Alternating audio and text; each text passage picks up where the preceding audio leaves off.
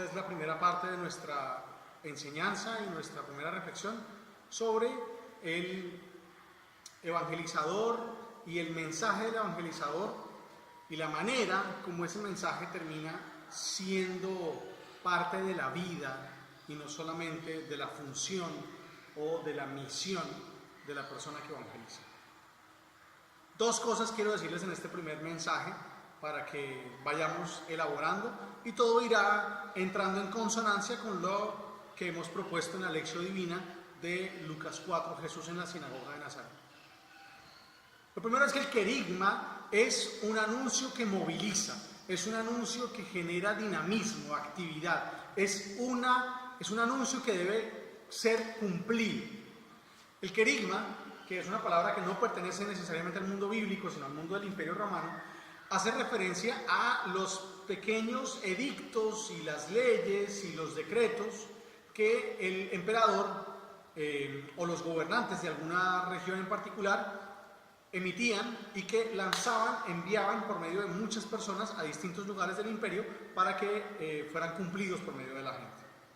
Cuando llegaban los querigs a las distintas ciudades, anunciaban las noticias que traían del centro o de la gobernación o el procurato o directamente del César, para que las personas en las ciudades se pusieran en marcha con aquello que se les había pedido a través de las decisiones que había tomado el César o que había tomado el personaje que los gobernaba.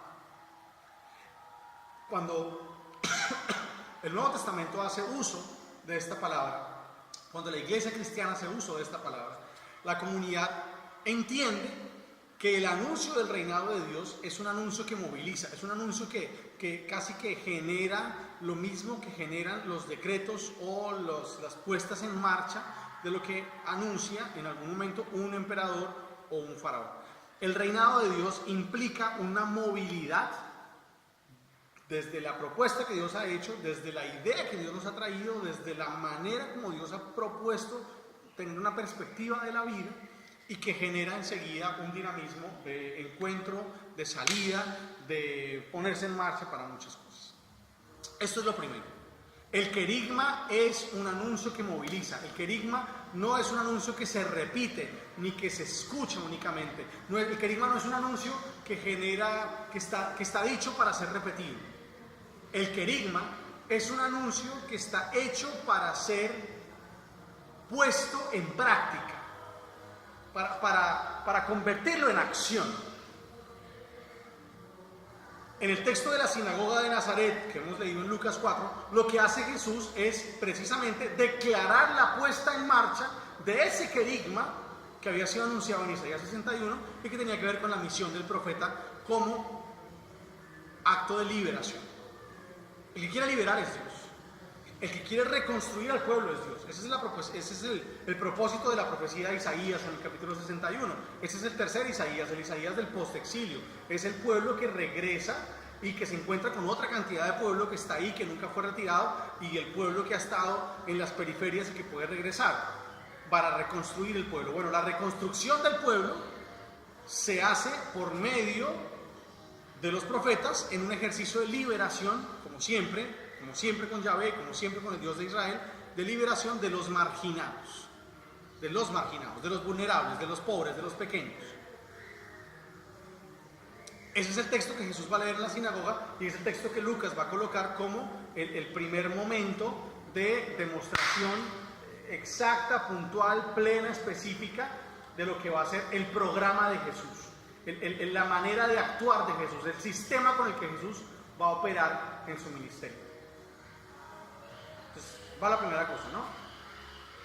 Lo que Jesús afirma al final de la lectura es la puesta en marcha de ese plan, la puesta en marcha de ese anuncio. Es que el querigma que él está narrando, que es el querigma de la reconstrucción, es el querigma de la liberación, es el querigma del año de gracia, no va a ser un asunto plano, ni quieto, ni vacío, sino que va a ser un asunto que enseguida entra en funcionamiento. Hoy se ha cumplido este mensaje de la Escritura, es la palabra de Jesús. Es decir, se entrega, se comunica y se cumple, como las leyes o los edictos que me imagino que terminan en su formulación en Perú como terminan en Colombia. Comuníquese y cúmplase. El querigma debe ser cumplido, debe ser puesto en práctica. Pero Jesús va un poco más allá, que es lo segundo de lo que quiero hablar. Lo primero entonces es, el querigma lo entendemos como un anuncio que se pone en marcha, que se ejecuta, que se pone en práctica. Lo segundo es que Jesús convierte ese querigma en su leitmotiv, ¿sí? En su propósito de vida. Es que Jesús ha tomado ese querigma, esa vocación profética de Isaías 61 y Él la ha convertido en su propia causa. Casi que ha puesto la totalidad de su vida al servicio de la liberación de los pobres, el anuncio de las buenas noticias, la liberación de los cautivos, la vista a los ciegos y la proclamación del año de gracia del Señor. Lo que Lucas nos propone en este episodio del Evangelio es el inicio, es como si nos estuviera dando el índice de lo que va a suceder con la vida pública de Jesús, de ahí en adelante. ¿Qué encontramos antes? El texto está ubicado justo en el inicio de la vida pública, justo después de las tentaciones, justo después del bautismo de Juan y, por supuesto, después de los evangelios de la infancia. Entonces, ha venido trayendo la experiencia de Israel, ha venido uniendo, cosiendo la historia de Jesús con la historia del pueblo de Israel, y desde allí empieza a tejer unos hilos, a lanzar unos puentes de lo que va a ser en el futuro la historia de Jesús y de la iglesia. Entonces, esta unión, este puente que sucede en Lucas 4, arranca con una demostración de lo que va a ser el ministerio, la vida pública de Jesús. Es como un índice de lo que va a suceder de ahí en adelante. ¿Y qué es lo que va a suceder? Pues exactamente la formulación de Isaías 61 con la supresión del día de la venganza de nuestro Dios, como ya se explicaba en el documento. Ese pasaje, ese cántico profético de Isaías 61, lo formula Lucas en la escena como un Jesús que dice: a esto he venido yo, ¿sí? A esto voy a dedicar mi vida de aquí en adelante. Esa dedicación de la vida, ese centrarse, ese responder al propósito de la vida con ese texto, implica Jesús asumiendo su misión como una misión profética, pero especialmente como la misión profética de la liberación para la reconstrucción del pueblo. Es decir, Jesús tiene claro que Israel tiene que nacer de nuevo. Y tiene que nacer de nuevo, y nacerá de nuevo exclusivamente a partir de la posibilidad de la liberación. Esa liberación que Yahvé ha ofrecido durante tanto tiempo y que ahora, como un ejercicio paternal de Dios, que es la novedad de Jesús, irrumpe como la dinámica que detona, que da inicio, que pone en marcha el reinado de Dios. Jesús le ha dado respuesta a la pregunta: ¿qué voy a hacer con mi vida?, con Isaías 61. El querigma entonces, como anuncio que se pone en marcha, que se ejecuta, y como una respuesta vocacional, nos llama a también dos cosas básicamente. La primera, nuestra predicación no debe ser una predicación, o no debería ser una predicación de contenidos a repetir o de contenidos a comprender únicamente, sino una predicación que movilice la existencia hacia un lugar determinado, que ponga en marcha a la gente hacia unas dinámicas específicas. Tenemos que ser detonantes de movimiento, detonantes de cambios de situaciones, detonantes de modificaciones y transformaciones en la existencia de la gente, no únicamente de la repetición de unas fórmulas, por muy dogmáticas que sean las fórmulas, por muy acertadas que sean las fórmulas, porque la fe no está basada sobre las fórmulas, sino sobre lo que expresan en términos de existencia los querigmas, los anuncios querigmáticos. Lo segundo es que hay que encarnar el querigma. Hay que encarnar el querigma. O sea, el querigma tiene que atravesarnos profundamente, internamente. Tiene que convertirse en una razón de ser, en una razón de vivir. Sé que a lo largo de la vida, en muchos escenarios, en muchos espacios, en muchos momentos de la vida nos preguntamos: ¿yo qué voy a hacer? ¿A dónde voy? ¿Qué estoy haciendo con la vida? Bueno, el querigma es la respuesta a eso.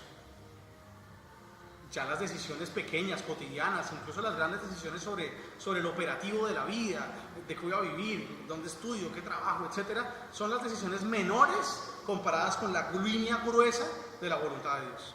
Y la voluntad de Dios tiene que ver con eso específicamente, con nuestra capacidad de responder al querigma diciendo: esa causa, que es la causa de Dios, va a ser mi causa. Esa manera, ese existir de Dios que está centrado en la liberación, va a ser también mi razón de ser, va a ser también mi manera de vivir, va a ser también el porqué y el para qué de mi existencia. Yo los invito, predicadores, los que se están formando para evangelizar, los que se están formando en fuerza de Dios para salir y anunciar la buena noticia a tantas personas, que encarnen